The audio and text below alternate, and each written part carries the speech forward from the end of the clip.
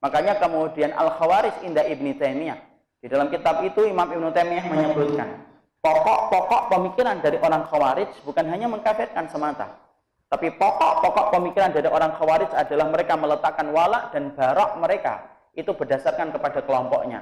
Apapun yang datang dari kelompoknya mereka berikan wala, loyalitas, dan apapun yang bukan dari kelompoknya mereka akan berikan barok karena itu bukan dari golongannya. Dan itu yang menjadikan rusak kehidupan kita. Orang semacam itu tidak akan mampu bersaudara, akhi. Makanya sampai kemudian kita mendapati ada satu tetangga dengan tetangga yang lainnya ketemu, itu saling tidak pernah bertegur sapa, walaupun mereka menjadi tetangga lebih dari 10 tahun dan puluhan tahun. Kenapa? Ternyata mereka mendapati ada satu hal yang mereka maksumkan dari kelompok mereka dan ustadznya yang menjadikan mereka menganggap siapapun yang bukan dari komunitasnya maka itu akan pasti dalam keadaan yang salah. Selamat datang di channel Tauhid Istiqomah. Semoga video ini bisa membawa berkah untuk kita semua. Amin. Tahukah antum bahwasanya Allah itu memberikan banyak kenikmatan dalam kehidupan? Di antara kenikmatan kehidupan yang Allah berikan dan Allah sempurnakan dalam kehidupan kita, yaitu adalah ketika Allah memberikan kepada kita kitabullah. Allah itu betul-betul memberikan rahmat ketika Allah memberikan kepada kita kitabullah. Makanya salah satu sifat di antara kitabullah selain menjadi syifa dan obat, maka dia menjadi rahmat dan petunjuk bagi orang yang bertakwa. Karena dengan Allah menurunkan kitabullah, kita keluar dari titik kebodohan kita menuju kepada titik cahaya. Terungkap mana jalan yang salah dan mana jalan yang hak ketika kita telah mendapatkan kenikmatan kitabullah.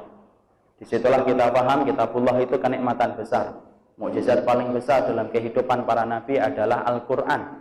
Makanya Al-Quran, walaupun Rasulullah telah wafat ratusan tahun yang lalu, tetapi Al-Quran tetap menjadi petunjuk dan mampu melunakkan dan melembutkan hati orang untuk menerima hidayah menuju kepada cahaya kebenaran. Kitabullah tidak berdiri sendiri, disusul dengan hikmah ataupun yang kita kenal dengan kata sunnah, di mana sunnah untuk menjabarkan dan untuk menjelaskan serta untuk melengkapi dari perkara-perkara yang disampaikan oleh Al-Quran secara global. Dan sunnah merupakan bagian terbesar dalam kehidupan kita. Tidak ada perkara yang paling detail mengatur kehidupan kita selain kitabullah kecuali sunnah. Semuanya diurus, semua tidak ada yang luput, semua tidak ada yang terlewatkan. Makanya antum kalau perhatikan sunnah, akhi, sunnah itu bukan hanya ngurusin kencing, bukan hanya ngurusin tentang masalah sholat, bagaimana sholatnya antum sesuai dengan sunnah. Bahkan dalam urusan ludah pun diatur dengan sunnah, karena ternyata sunnah itu merupakan perkara detail yang mengatur kehidupan kita. Makanya antum kalau berpikir sunnah apa Ustaz dalam ludah, sunnahnya banyak. Sunnahnya ketika antum beludah itu tidak boleh ke arah Ka'bah. Karena makanya sesungguhnya orang yang sering beludah ke arah Ka'bah, maka kelak pada waktu hari kiamat ludah itu akan kembali kepadanya ketika dikumpulkan di padang mahsyar. Makanya antum sebelum beludah lihat dulu arah Ka'bah itu mana. Makanya kalau kita kemudian gampang meludah dan ke arah Ka'bah, maka kelak pada waktu hari kiamat ludah itu akan dikembalikan oleh Allah ke dalam muka kita ketika dikumpulkan di padang mahsyar. Ludah. Ini baru satu. Padahal masalah ludah itu ketika saya membuka fikihnya ada sekitar 8 hukum permasalahan yang berkaitan tentang ludah. Disitulah kita paham sunnah merupakan bagian kenikmatan besar dalam kehidupan. Makanya kalau ada orang yang berkata, siapapun yang mengatakan tolong dipisahkan antara negara dan dipisahkan dengan masalah agama, Masya Allah, kalau antum muslim, antum tidak layak mengatakan itu. Bertobatlah kepada Allah dengan taubatan nasuha. Kalau urusan ludah saja diatur dalam sunnah, apalagi dalam urusan negara. Karena sesungguhnya yang paling berhak mengatur kemaslahatan dalam kehidupan kita adalah nabinya dan rasulnya setelah Allah yang menciptakan alam semesta dalam kehidupan manusia. Dua kenikmatan itu, akhi, disusul kemudian dengan kenikmatan berikutnya. Kenikmatan berikutnya adalah ketika kita menjadi orang-orang yang beriman, lalu kemudian dipersaudarakan oleh Allah di atas ikatan iman dan ketakwaan. Makanya antum dapatkan dalam Islam bahwasanya Islam itu mempertemukan banyak perbedaan-perbedaan yang ada dalam kehidupan manusia. Tidak memandang batasan sekat dan geografis, tidak memandang kulit dan warna rambut, karena sesungguhnya Islam itu pada dasarnya mempersatukan, dan itu merupakan bagian dari kenikmatan besar dalam kehidupan kita. Makanya kita melihat bagaimana Allah menyebutkan, ketika Allah menyebutkan kata menjadikan kita bersaudara itu merupakan bagian dari kenikmatan. Allah sampaikan di dalam surat Ali Imran 103, wa'tasimu bihablillahi jami'a wa la tafarraqu. Wadhkuru nikmatallahi 'alaikum id kuntum a'da'an fa'alafa baina qulubikum fa asbahtum bi ni'matihi ikhwana. Allah menyampaikan, wadhkuru nikmatallah. Sesungguhnya ingatlah kenikmatan Allah ketika Allah telah memberikan kepada kalian persaudaraan. Bagaimana kalian dipersaudarakan di atas keimanan dan menjadi hamba yang bersaudara, padahal dulunya sebelum Islam itu datang, sesungguhnya kalian itu adalah bermusuhan. Disitulah kita memahami, bukan hanya kitabullah dan sunnah yang merupakan kenikmatan bagi hamba yang beriman, tapi ketika kita dipertemukan dalam indahnya iman dan simpul ketakwaan, tanpa memandang apapun background dan latar belakang kehidupan kita, maka sesungguhnya itulah yang disebut dengan kenikmatan, dan tidak ada yang mempertemukan hati orang yang beriman di dalam saling mencintai kecuali adalah Allah. Makanya disinilah kita memahami semangatnya Al-Quran, bukan semangat untuk membedakan dan semangatnya untuk menjadikan bermusuhan, tapi semangatnya Quran adalah semangat mempertemukan dan semangat mempersaudarakan.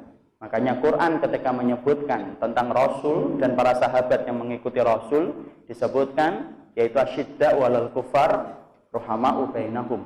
Ketika Al-Quran menyebutkan tentang profilnya Rasulullah dalam ayat yang singkat, Allah menyebutkan di dalam Al-Quran, Muhammad dan para sahabat itu keras kepada orang kafir, tetapi rahmat kepada orang yang beriman. Kenapa? Itulah semangatnya Al-Quran. Semangat untuk mempertemukan antara hamba yang beriman dan hamba yang bertakwa. Semangat ini pun kemudian dijelaskan oleh Nabi. Makanya dalam sunnah, semangat sunnah pun mempertemukan. Kita tidak pernah mendapatkan murabbi, guru yang paling luar biasa di dalam mempertemukan antara orang yang beriman kecuali adalah Rasulullah.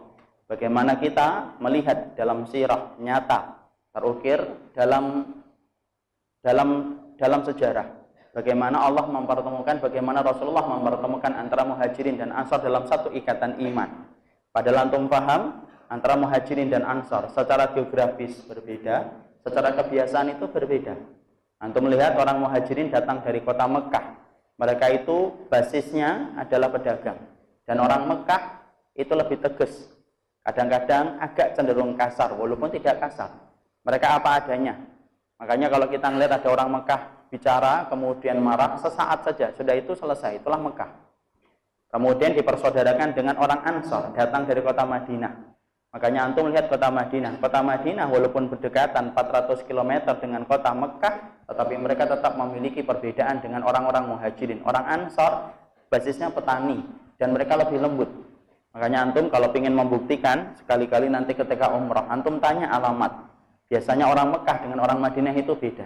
Orang Mekah itu kalau ditanya, "Aina hadzal unwan?" Mana alamat ini? Biasanya orang Mekah itu biasanya agak cuek ketika menjawab. Nah, itu orang Mekah biasanya gitu. Tapi kalau orang Madinah ketika kemudian kita tanya, maka biasanya dia akan kemudian membaca, kemudian dipegang tangannya, kemudian kita akan diarahkan ke tempat yang kita tuju. Karena apa? Orang Ansor adalah orang Madinah adalah orang yang lebih lembut. Tapi itu hanyalah masalah sifat mereka. Tapi ternyata Quran, tetapi ternyata sunnah betul-betul mempersatukan mereka dan mempertemukan mereka. Walaupun kebiasaan mereka sedikit berbeda antara muhajirin dan ansor, sampai cara mendatangi istrinya antara orang muhajirin dan ansor itu beda. Tapi ternyata sunnahnya Nabi betul-betul mempertemukan, karena sesungguhnya sunnah itu hakikatnya mempersaudarakan. Hakikatnya sunnah itu mempertemukan. Hakikatnya sunnah adalah mengikat hati di antara orang yang beriman, dan sunnah bukan mempermusuhkan. Sunnah bukan membelakangi, dan sunnah tidak menjadikan saling mengkasari, karena sesungguhnya bukan itu yang diajarkan di dalam sunnah yang disampaikan oleh Rasulullah 23 tahun dalam perjalanan dakwahnya beliau. Makanya Rasulullah di antara perkara yang beliau benci itu bukan hanya syirik. Yang beliau benci bukan hanya kemudian kekufuran, tetapi di antara perkara yang beliau benci yaitu adalah perkara-perkara yang ditimbulkan ketika menyawalkan atau menyebutkan tentang masalah panggilan-panggilan jahiliyah yang berpotensi untuk memisahkan hati di antara orang yang beriman. Makanya pernah satu kisah nyata yang terjadi. Bagaimana kemudian ada orang Ansor yang ditampar sama orang muhajirin. Lalu kemudian orang Ansor refleks ketika habis ditampar, dia mengatakan, "Ya lil Ansor." Hei orang Ansor, saya harus ditampar. Kemudian orang Muhajirin yang menamparnya ketika mendengar orang Muhajirin, orang Ansor itu memanggil kelompoknya, maka orang Muhajirin kemudian pun memanggil kelompoknya. Ya lil Muhajirin. Ketika kemudian panggilan dua orang itu terdengar ke telinga Rasulullah, maka Rasulullah marah, menampakkan kemurkaannya dan berkata, bagaimana kalian mampu dan tega menghidupkan kembali syiar-syiar jahiliyah padahal saya masih hidup di antara kalian. Disitulah nampak hadis itu menjelaskan semangatnya Rasul bukan semangat untuk memisahkan dan bukan semangat untuk membedakan satu dengan yang lainnya.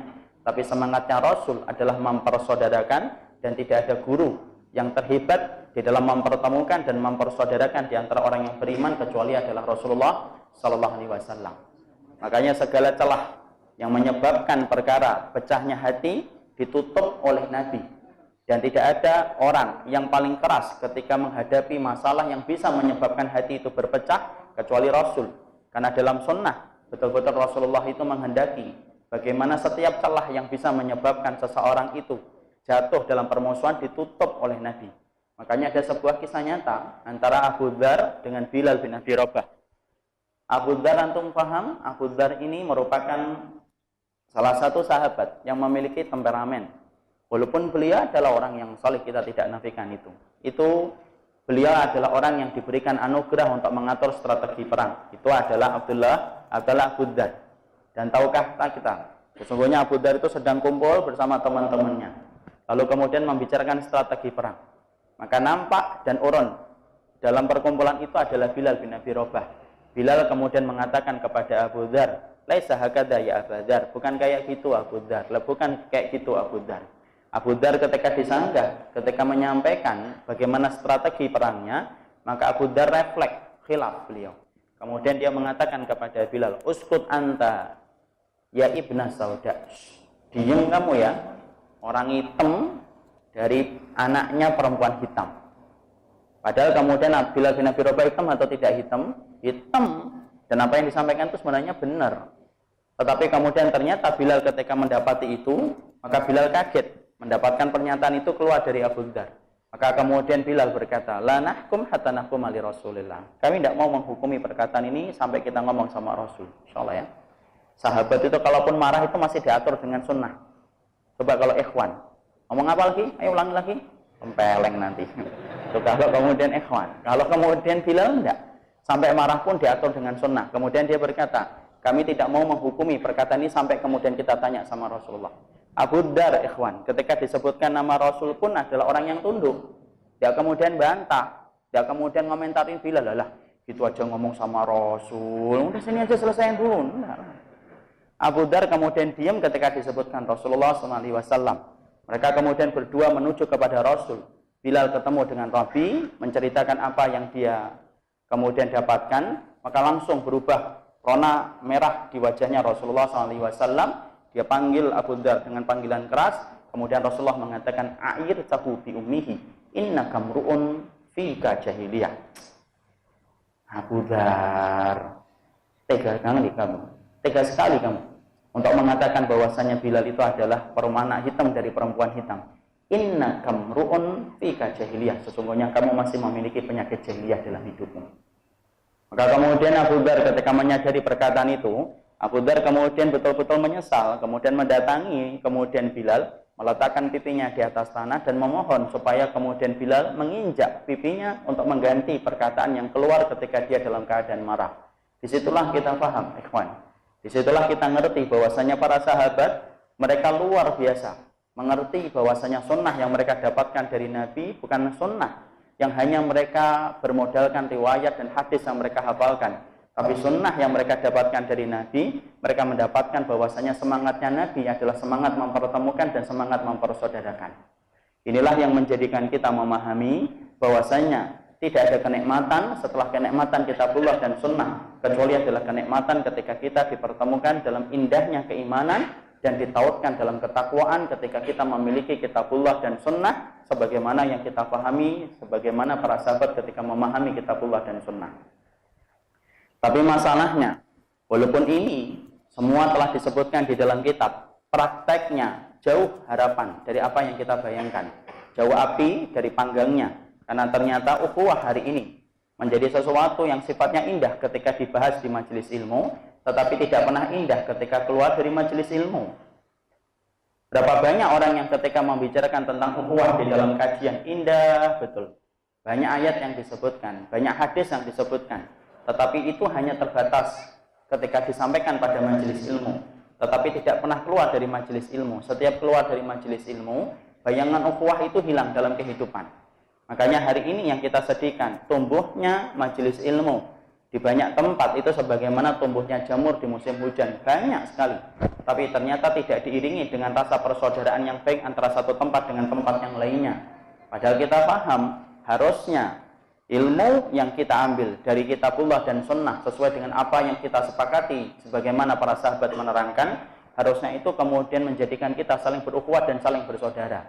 Karena kita paham, menjadikan diri kita mencintai orang yang beriman itu pahalanya begitu besar di sisi Allah Subhanahu wa taala. Dan inilah yang mencoba kita bidik. Ada apa dengan persaudaraan? Sampai hari ini meregang, sampai kemudian hari ini sulit kita temukan dalam kehidupan nyata sehari-hari. Berapa banyak orang yang memiliki jenggot yang sama, masjidnya sholat di tempat yang sama, imamnya sholat di tempat yang sama, ketika keluar tidak bertegur sapa. Walaupun sandalnya berdekatan dengan sandal ikhwan tersebut. Ketika ketemu, dia rela untuk mundur, pindah ke gang yang lainnya daripada ketemu ikhwan tersebut. Sehingga kemudian sebagaimana setan ketika bertemu dengan Umar bin Khattab radhiyallahu anhu. Padahal kemudian kita memahami bahwasanya mereka memiliki sifat keimanan yang sama. Ingin sama-sama menghidupkan sunnah Rasulnya, ingin menghidupkan apa yang disampaikan oleh Rasul.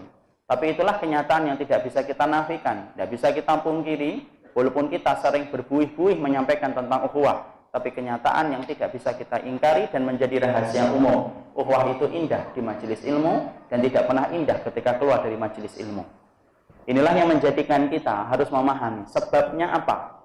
Karena kalau kita membayangkan tentang ukhuwah, karena kita hari ini ikhwan karena hari ini kita membutuhkan ukhuwah. Kenapa kita butuhkan ukhuwah? Karena kita paham Islam itu tidak akan tegak oleh antum dan saya saja, oleh fulan dan fulan saja. Tetapi Islam itu tegak ketika kemudian kita memiliki sifat sebagaimana sifat yang diinginkan oleh Allah ketika kita menjadi hamba yang saling bersaudara. Kita ingin tahu apa sih perkara yang menjadikan gagalnya kita dalam bersaudara. Kenapa banyak perbedaan yang justru menjadikan kita lemah. Padahal perbedaan itu harusnya menjadi sesuatu yang baik. Bahkan kemudian kita mendapati bagaimana Umar bin Abdul Aziz itu senang ketika kemudian para sahabat itu berbeda pendapat. Makanya kemudian Umar bin Abdul Aziz saja mengatakan, "Ma uhibbu anna Rasulullah lam yakhtalifu." Aku tidak senang apabila sahabat Nabi itu tidak berbeda pendapat. Tetapi ketika aku mendapati para sahabat itu berbeda pendapat, di situ umat mendapatkan rahmat. Umat akan memilih pendapat yang datang sampai kepada mereka tanpa mereka mengalami kesempitan dalam hidupnya disebabkan para sahabat itu berbeda. Di situ kita paham harusnya perbedaan yang terjadi itu kemudian tidak menghilangkan kekuatan dan tenaga yang dimiliki oleh kaum muslimin. Karena sesungguhnya kita hari ini fokus bahwasanya kita ingin Islam yang kita yakini, Islam yang kita imani membawa maslahat dan manfaat bagi kehidupan hamba-hamba yang beriman. Makanya pelajaran dan bagaimana menanamkan kembali tentang ukhuwah dan apa yang menyebabkan gagalnya ukhuwah dalam kehidupan kita harus kita kaji. Bukan untuk diri kita, tetapi untuk Islam. Karena sesungguhnya kita paham kaum muslimin tidak dimenangkan oleh Allah sampai mereka melaksanakan secara sempurna apa yang diperintahkan oleh Allah, sampai urusan di dalam mereka bermuamalah ketika mereka diperintahkan untuk saling mencintai. Makanya inilah yang menjadikan kita. Maka kita temanya sebenarnya lebih besar dari apa yang tadi disampaikan. Kita tidak hanya membicarakan perbedaan, walaupun perbedaan itu nanti kita akan bicarakan. Tapi secara besar, tema besar yang akan kita bahas, apa sih penyebabnya? Ketika aku dan antum berbeda, lalu bagaimana kita menyikapi itu? Karena kemudian ternyata banyak orang yang hari ini siap belajar, tetapi tidak siap untuk berbeda dan tidak paham untuk berbeda. Dan apa yang harus kita lakukan ketika kita setelah mengkaji ilmu? Semua inilah yang akan kita bahas, apa yang menyebabkan gagalnya orang di dalam masalah ukhuwah, supaya kita mampu menghindari dan memberikan imunisasi bagi tubuh kita, mengimun diri kita dan iman kita, supaya kita tidak terjangkiti perkara yang bisa menyebabkan diri kita gagal di dalam berukhuwah. Inilah yang menjadikan kita akan mempelajari pelajaran tentang ini dan tema tentang ini. Semoga Allah memberikan kefahaman dan kemudahan bagi kita untuk mengerti dan memahaminya. Maka kemudian para ulama setidaknya menyebutkan ada beberapa poin yang menjadi penyebab gagalnya kita di dalam bersaudara. Dimana kalau kemudian kita tidak mengerti tentang perkara ini, maka sesungguhnya ini yang menjadikan kita tidak pernah mampu bersaudara dalam kehidupan lapangan umat. Makanya kalau orang ingin untuk bersaudara, hilangkan dulu penyakitnya. Dan penyakitnya itu ada 5. Kalau kemudian kita tidak menghilangkan penyakit itu, maka walaupun kita sering mengkajinya, selama penyakit itu kita biarkan, maka sesungguhnya kita akan sulit mewujudkan persaudaraan yang indah di atas iman dan ketakwaan. Ibarat antum kalau menanam benih, akhi. Antum pastikan ketika menanam benih, benihnya tepat. Kemudian tanahnya subur. Dan tidak ada di sekitar wilayah yang antum tanam benih itu tidak ada rumput-rumput liarnya. Kalau antum menanam benih, benihnya tepat, tanahnya subur. Tapi antum biarkan rumput-rumput liar yang ada di sekitar benih yang antum tanam, antum tidak akan pernah dapati benih itu akan tumbuh dengan baik. Kenapa? Setiap antum menyiram air, keasupan air itu diambil oleh rumput liar. Mungkin benihnya itu tidak mendapatkan air. Rumput liarnya tambah tinggi, benihnya tambah mati. Dan cara yang benar, cabut dulu penyakitnya, cabut dulu rumput liarnya, setelah antum bersihkan rumput liarnya, baru antum sirami. Insya Allah dengan izin Allah, benih itu akan bertumbuh kembang menjadi pohon dan menjadi bunga-bunga yang indah yang bisa kita manfaatkan. Sama dengan kehidupan ini. Kalau kita membicarakan tentang ukhuwah, kita bicara dulu penyakitnya itu apa, supaya kita ngerti penyakit itu, kita cabut penyakit itu dalam hati dan dada kita.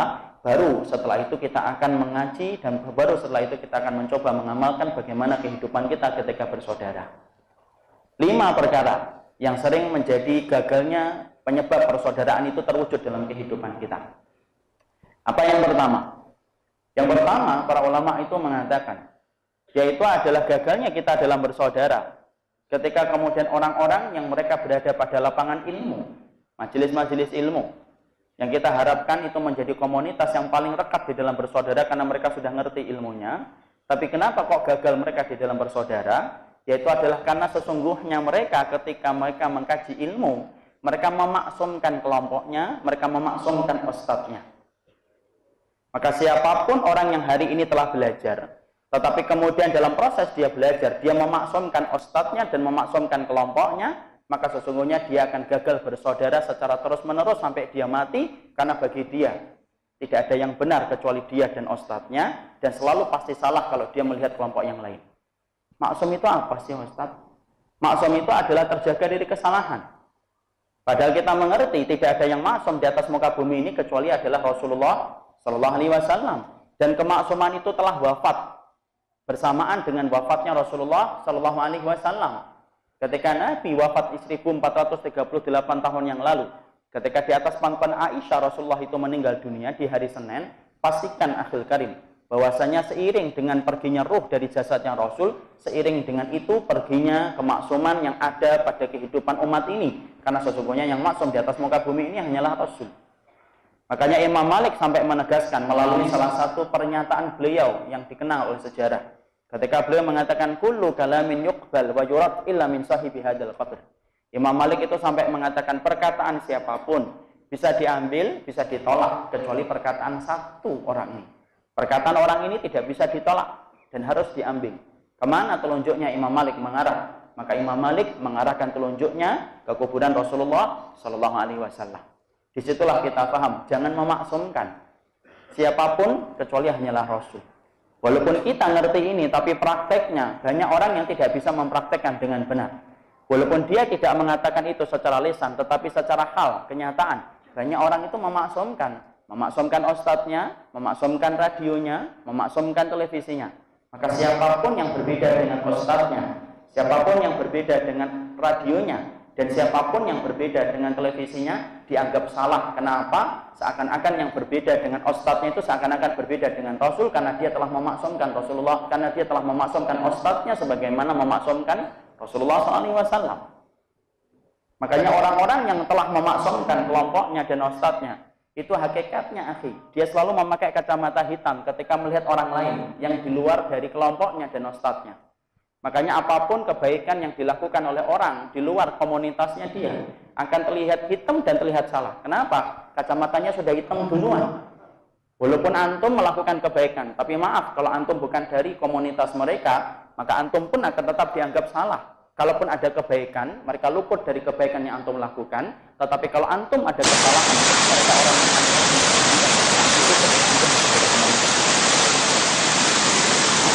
makanya kemudian itulah yang kemudian kacamata hitam itu dilepas kapan kalau mereka kumpul dengan komunitasnya.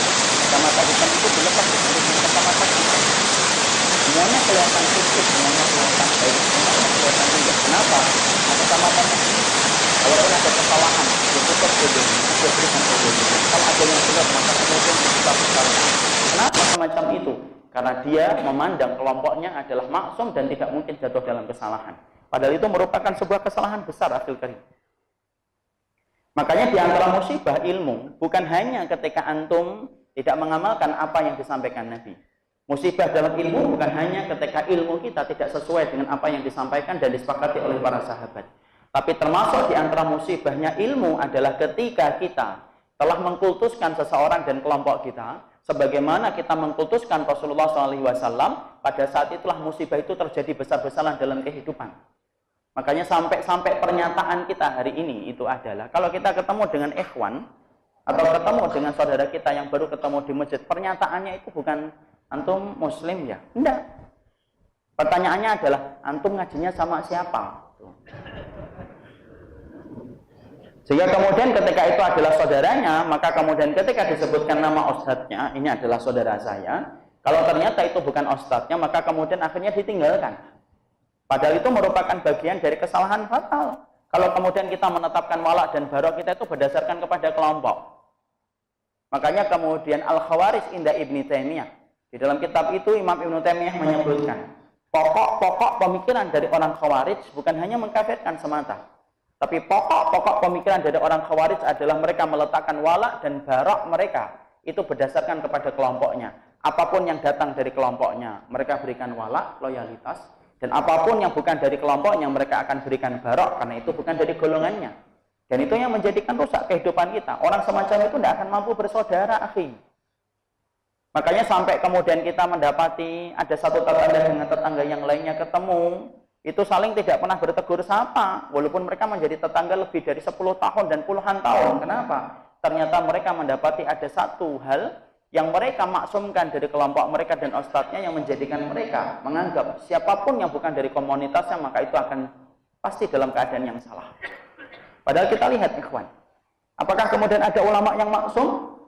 Tidak ada. Siapa ulama yang maksum, akhil karim? Bahkan kalau kemudian kita bilang ya, siapa ulama-ulama yang kemudian maksum di atas muka bumi ini?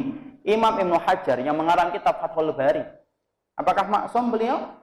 Sebelum kita membicarakan tentang itu, maka antum harus paham, sesungguhnya keilmuan dan warisan ilmu yang ditinggalkan oleh Imam Ibnu Hajar itu luar biasa. Fathul Bari adalah satu karya monumental beliau ketika beliau memberikan syarah kepada penjelasan kitab hadis Bukhari. Tapi apakah semua yang disampaikan oleh Imam Ibnu Hajar itu semuanya pasti benar? Tidak. Imam Ibnu Hajar zallah, sakat dalam persoalan asma wa sifat. Tapi apakah kemudian akan kita kemudian tinggalkan kitab Fathul Bari dan kita bakar? Tidak lah. Kebaikan yang beliau berikan jauh lebih banyak daripada kesalahan yang dilakukan oleh beliau. Imam Nawawi sakat dan zalah. Sakat itu jatuh, zalah itu terpleset. Sama sebagaimana Imam Ibnu Hajar, sebagaimana Imam Baihaqi yang menyusun kitab Sunan Al-Kubra. Tapi apakah kemudian itu menjadikan kita kemudian akhirnya meninggalkan semua karangan mereka? Tidak. Di situ kita paham. Kalau Imam Ibnu Hajar, Imam Nawawi, Imam Baihaqi ternyata tidak menjamin kemaksuman beliau di dalam masalah ilmu, apalagi ustadz hari ini. Yang salah itu ya wajar. Yang tidak wajar itu adalah ketika kita menyikapi secara berlebihan orang yang kita ambil ilmunya. Tidak ada yang maksum, akhil karim.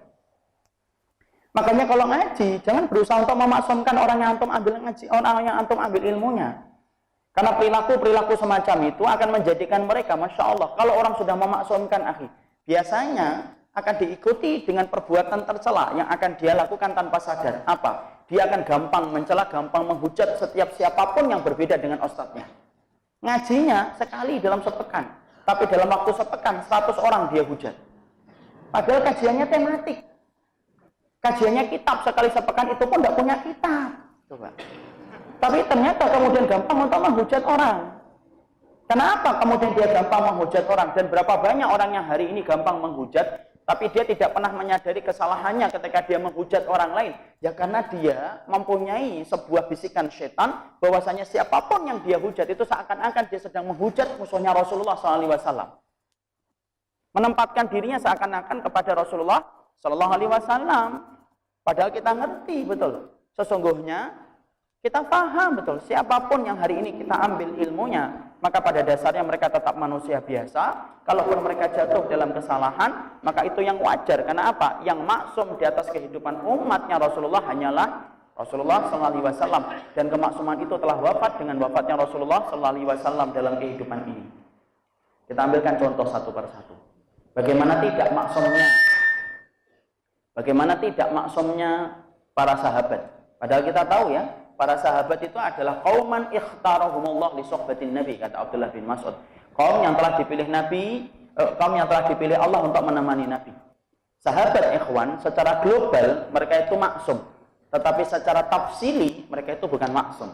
Ada sahabat yang berzina, Ma'is bin Malik, ada sahabat yang mencuri, ada sahabat yang utang dan tidak membayar sampai beliau meninggal, ada sahabat yang minum khamar yaitu kayak Abu Mihjan Ats-Tsaqafi. Kenapa? Sahabat secara personal mereka tidak maksum. Adapun sahabat secara global, manhaj mereka itu manhaj yang hak dan tidak kita pungkiri dan kita tidak ragukan itu. Kita ambil sahabat, bagaimana tidak maksumnya para sahabat. Kita mendapati banyak para sahabat itu ternyata mereka itu melakukan kesalahan, walaupun kesalahan itu tidak disengaja oleh mereka. Kita ambilkan contoh yang gampang saja. Antum pastinya tahu tentang Ali bin Abi Thalib. Ali bin Abi Thalib sahabat besar atau sahabat kecil? Sahabat sedang atau biasa-biasa aja? Sahabat besar. Ali bin Abi Thalib. Maka sahabat Ali bin Abi Thalib itu pernah mengeluarkan fatwa tentang masalah iddah. Sebelum kita membahas tentang masa iddah, saya ingin untuk menjelaskan dulu. Masa iddah itu masa seorang wanita menunggu ketika dia habis melewati proses perpisahan sampai dinikahi sama laki-laki lain. Itu namanya masa iddah. Masa iddah normalnya seorang perempuan itu berapa, akhi? Berapa? A. 3 bulan, B. 4 bulan, C. 5 bulan, D. Tidak ngerti. Yang mana? Antum akhi yang paling depan. Sudah nikah atau belum? Belum, jangan. Antum akhi. Nikah aja belum iddah. Tidak usah lah. Antum bapak, masa iddah seorang wanita berapa Pak? 3 bulan. 3 bulan, betul atau salah? Yang mengatakan betul angkat tangan. 1, 2. Yang mengatakan tidak betul. Insyaallah ya. Antara diam, antara tawaduk dengan tidak tahu jawaban itu tipis banget jawabannya. Jawaban kalau 3 bulan itu salah. Karena apa?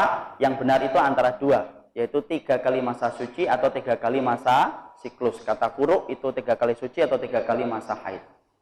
Kemudian kalau ada seorang wanita ketika dia diceraikan oleh suaminya, maka kemudian 3 kali masa suci atau 3 kali masa Qur'u. Seorang wanita apabila suaminya itu meninggal dunia, masa iddahnya berapa? Masa iddahnya berapa? Masa iddahnya berapa ikhwan-ikhwan Solo Raya? Ada seorang akhwat, suaminya meninggal. Antum seneng sama akhwat itu. Antum nunggu berapa lama? Berapa? 4 bulan 10 hari, mumtaz. Kalau ada akhwat kemudian diceraikan oleh suaminya, kemudian akhwat itu mengandung, maka kemudian masa iddahnya berapa? Masa iddahnya berapa? Sampai melahirkan. Masya Allah.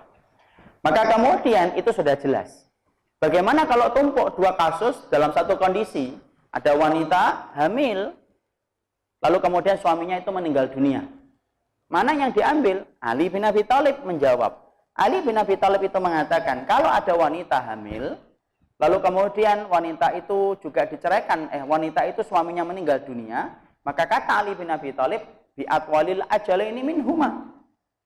Diambil, mana sisa masa iddah yang lebih panjang. Maksudnya gimana? Nah, konkretnya gini. Kalau ada wanita baru hamil, akhi, baru 1 bulan dia hamil atau baru 2 bulan dia hamil. Lalu kemudian ketika hamil, kemudian suaminya dikasih tahu. Saking senangnya, suaminya stroke mendengar kabar itu. Kemudian meninggal dunia. Meninggal dunia. Padahal kemudian istrinya baru 2 bulan. Maka kemudian sisanya lebih panjang mana? Bisa sampai melahirkan berapa bulan? Bisa berapa bulan? 2 bulan. Masa iddah ketika mati berapa? 4 bulan 10 hari. Mana yang lebih panjang? Yaitu masa melahirkan. Yang diambil yaitu masa iddah melahirkan. 7 bulan itu yang diambil. Kata Ali bin Abi Thalib. Tapi beda konteksnya ketika kemudian antum mendapati, kata Ali bin Abi Thalib, ada seorang laki-laki kemudian meninggal beberapa hari sebelum istrinya melahirkan. Jadi kemudian ternyata istrinya kemudian mau melahirkan, kemudian suaminya itu meninggal. Dalam beberapa hari setelah suaminya meninggal, kemudian dia melahirkan. Maka kata Ali bin Abi Thalib, mana sisa yang lebih panjang? Oh, melahirkannya tinggal 4 hari. Adapun kemudian sisa ketika dia meninggal masa iddah, ketika suaminya meninggal 4 bulan 10 hari, yang diambil masa iddah meninggal dunia. Itu kata Ali bin Abi Thalib. Kata Ali bin Abi Thalib. Sahabat besar atau sahabat kecil? Sahabat besar. Sekarang pernyataan Ali bin Abi Thalib benar atau salah? Tuh kan? Tawaduk dengan tidak ngerti jawaban itu tipis. Salah atau benar? Salah atau benar, akhi? Salah atau benar? Enggak, saya tanya beliau dulu. Salah atau benar, akhi? Salah? Yakin? Masya Allah ya, baru ngikutin kajian sekali nyalahkan Ali bin Abi Thalib.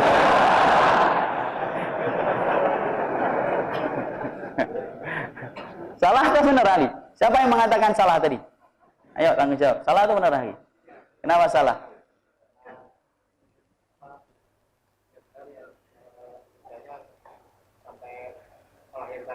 Mana dalilnya?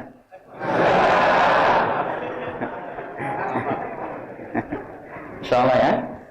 Maka kemudian apa yang dikatakan Ali sebelum itu kita harus paham. Ali sahabat besar. Tapi apa yang dikatakan Ali benar atau salah? Salah. Loh kok salah, Ustaz? Iya. Karena ada satu riwayat bagaimana seorang wanita ketika beberapa hari sebelum dia melahirkan, maka suaminya itu meninggal dunia. Setelah itu beberapa hari kemudian dia melahirkan. Lalu ketika baru saja melahirkan, ada suara tangisan bayi di rumah itu, ada sahabat yang memang senang sama sahabat wanita itu, datang, ketok pintunya, langsung dilamar. Nih, laki-laki bener ini.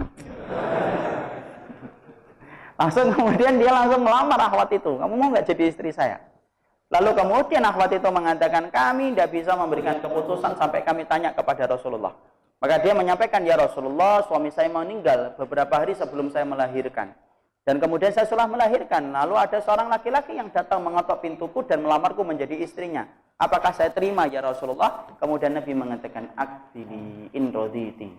Akbili, terima saja. Inroditi kalau kamu ridho. Ya Rasulullah, ini suami saya baru saja meninggal dunia beberapa hari yang lalu. Ibarat kata orang Jawa, kuburannya aja belum kering. Sesungguhnya iddahmu dihitung ketika kamu melahirkan. Maka kemudian di situ akhirnya kita ambil. Yang kita ambil Ali bin Abi Thalib atau Rasulullah? Rasul. Tapi yang kita harus pahami, Ali bin Abi Thalib, kenapa kok bisa memutuskan sesuatu yang berbeda dengan apa yang disampaikan Rasul? Yaitu bukan sengaja. Karena banyak sahabat-sahabat besar itu, kenapa mereka tidak banyak meriwayatkan hadis dari Rasulullah SAW? Sesungguhnya banyak sahabat besar tidak meriwayatkan hadis dari Nabi, disebabkan karena banyaknya tugas-tugas besar yang dibebankan Nabi kepada mereka. Makanya riwayat dari jalurnya Abu Bakar, Umar, Utsman, Ali itu sedikit. Kenapa? Banyak beban berat yang diberikan Nabi sampai menjadikan mereka itu tidak menghafalkan hadis. Ya. Yang kedua yang kita pahami, kalaulah Ali mengerti tentang hadis yang tadi ketika wanita meminta petunjuk dari Nabi, kira-kira Ali akan memutuskan apa yang diputuskan Nabi atau tidak? Pasti. Sahabat Ali kok. Tidak ada kaum yang paling setia mengikuti sunnahnya Rasul kecuali para sahabat. Tapi disitulah kita kemudian belajar. Kata kemudian Syekh Utsaimin dalam kitabnya Al-Khilaf Bainal Ulama Asbabuhu wa Mauqifuna minhu, beliau menyebutkan dalam kitab itu, Masya Allah, kalau setingkat Ali saja bisa salah, apalagi kemudian hari ini ustadz lokal. cuma radio, cuma televisi. Apalagi ulama Jabodetabek, ulama nasional dan ulama lokal, enggak. Wajar salah itu. Dan tidak perlu bagi kita memaksumkan. Bukan berarti kemudian kita menghujat Ali loh. Siapapun yang berani menghujat Ali berhadapan dengan saya dan teman-teman saya. Oh, sendirian yang nggak berani. Tapi disitulah kita paham, Ali tetap sahabat besar. Kesalahan itu tidak mengeluarkan beliau dari panggung kebenaran. Tidak mengeluarkan seorang Ali kemudian kita keluarkan sunnah dengan kita mengatakan Ali bin Abi Thalib ingkar sama sunnah. Kan gampang kan kayak gitu kan? Ada orang yang gampang banget dikit-dikit ngeluarin orang dari sunnah itu. Fulan-fulan ini nggak sunnah. Kenapa? Nggak kenal sama ustadz saya. Loh kan? Loh kok gampang kayak gitu? Padahal Imam Ahmad mengatakan ikhrajun nasi anis sunnah syadidun. Ngeluarin orang dari panggung sunnah itu merupakan perkara yang berat. Kenapa? Berarti kalau antum sudah ngeluarin orang dari panggung sunnah, berarti antum konsekuensinya harus jelas. Berarti antum telah mengancam orang itu dengan neraka. Padahal orang yang sering mengancam dengan neraka itu siapa? Sifatnya khawarij. Ya? Makanya disitulah kita mendapati, tidak ada yang maksum, akhi. Tidak ada yang maksum. Ibnu Abbas radhiyallahu anhu itu pernah pertama kali beliau tidak tahu bahwasanya hukum riba itu ada dua. Ibnu Abbas itu cuma mengatakan bahwasanya riba itu cuma satu, yaitu riba nasiah. Beliau tidak paham tentang riba fadl. Riba fadl itu apa? Nukar emas 1 kilo dengan emas 2 kilo itu riba fadl. Nukar uang 100.000 dengan uang 90.000 itu riba fadl. Nukar garam 3 kilo ditukar dengan garam 6 kilo itu riba fadl. Tapi pertama kali Ibnu Abbas itu tidak tahu tentang hadis itu sampai diterangkan kepada beliau tentang riba fadl, baru kemudian beliau itu mengambil itu. Nah disitulah kita paham. Nah kalau ulama saja tidak ngerti, kan kadang-kadang mereka itu kadang salah, apalagi orang hari ini. Maklum itu biasalah. Makanya tidak perlu memaksumkan Ustadz antum seakan-akan Ustadz antum itu Rasul. Sehingga siapapun yang beda dengan Ustadz saya itu seakan-akan beda dengan Rasul. Makanya kalau menghujat orang yang berbeda dengan Ustadznya, kayak menghujat orang yang berbeda dengan Rasul. Seakan-akan orang yang dihujat itu tidak mencintai Rasul. Coba. Dan itu apa? Dan itu parah itu, akhi. Imam Malik pernah nggak jatuh dalam kesalahan? Salah. Padahal Imam Malik ulama besar atau ulama kecil? Ulama gede. Dari kecilnya sudah bahasa Arab itu Imam Malik. Tapi antum tahu nggak Imam Malik? Imam Malik itu Masya Allah, beliau itu mengingkari tentang macam membaca iftitah. Makanya Imam Malik itu iftitah dalam salat itu bid'ah. Itu Imam Malik. Karena kemudian tidak sampai kepada beliau riwayat dari Abu Hurairah ketika Abu Hurairah pernah tanya kepada Nabi, ya Rasulullah apa yang kamu baca habis takbiratul ihram sampai membaca Al-Fatihah. Nabi menyebutkan iftitah. Tapi Imam Malik tidak ngerti tentang hadis itu. Wajarlah. Makanya disitulah kita akhirnya kemudian mengambil pelajaran penting. Proses kita dalam bersaudara itu tidak akan terwujud selama antum menganggap bahwasanya orang yang antum ilmunya itu pasti benar dalam segala ucapan dan antum menganggap setiap orang yang berbeda dengan ustadz antum pasti salah. Tidak akan pernah bersaudara itu. Pasti persaudaraan itu hanya dibangun satu majelis dan tidak pernah dibangun antara lintas majelis. Makanya akhirnya apa? Parah.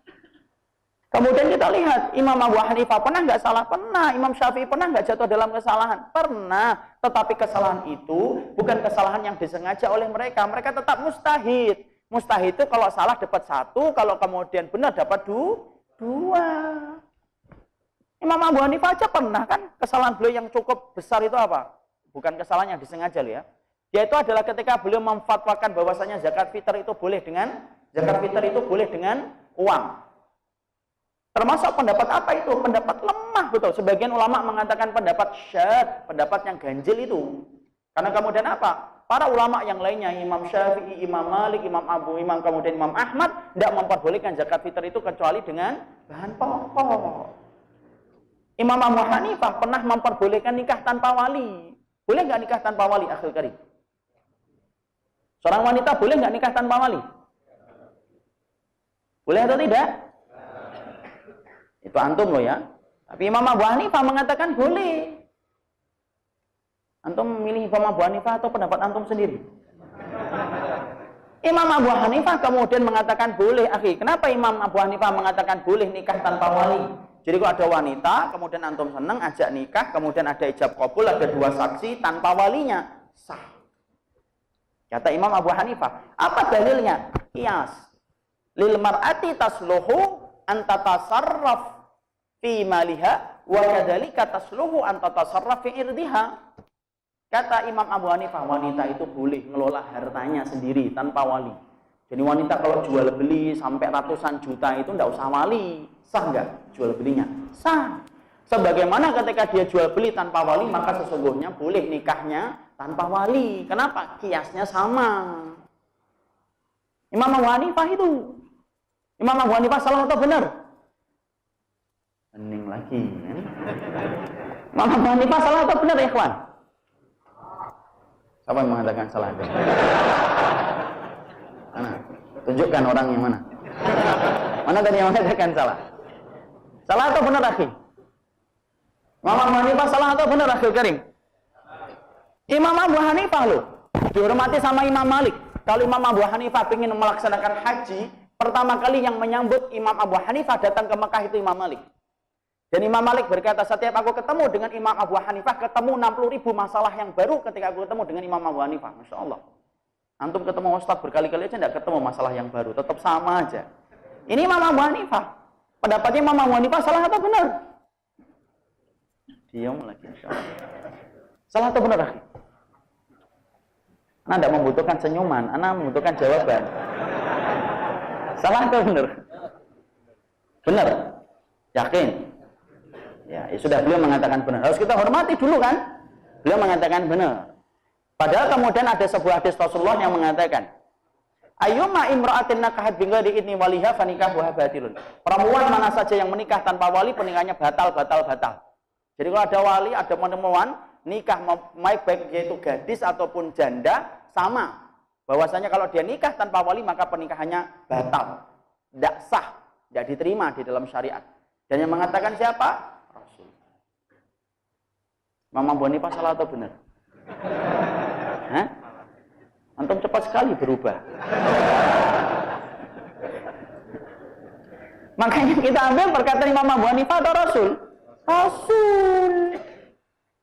Kenapa? Kenapa Imam Abu Hanifah bisa salah? Antum harus pahami udurnya dulu. Imam Abu Hanifah sampai mengatakan itu karena Imam Abu Hanifah itu akhi menggunakan kias. Dia berada pada satu tempat yang bernama Kufah. Kufah itu terkenal dengan al-wadha'un. Al-wadha'un itu pemalsu hadis. Makanya kemudian Imam Abu Hanifah terkenal sekali dengan kiasnya. Sampai kemudian muridnya Abu Yusuf itu mengatakan, kalau Imam Abu Hanifah sudah nerangkan bahwasanya gunung itu emas, tidak ada yang tidak percaya kalau gunung itu emas. Saking pintarnya beliau dalam masalah kias. Makanya kemudian urutan dalam penetapan hukum oleh Imam Abu Hanifah, madhabnya itu apa? Kitabullah, sunnah, ijma', kias. Makanya kemudian ketika kita mendapati itu, kita akhirnya dapati, Masya Allah, Imam Abu Hanifah. Padahal kalau kemudian kira-kira hadis ini sampai kepada beliau dan dianggap sahih oleh beliau, kira-kira beliau itu mengambil hadis itu atau tidak? Pasti. Tapi apakah dengan itu kemudian kita akan mengeluarkan Imam Abu Hanifah dari panggung kebenaran? Enggaklah. Tidak segampang itu, akhi.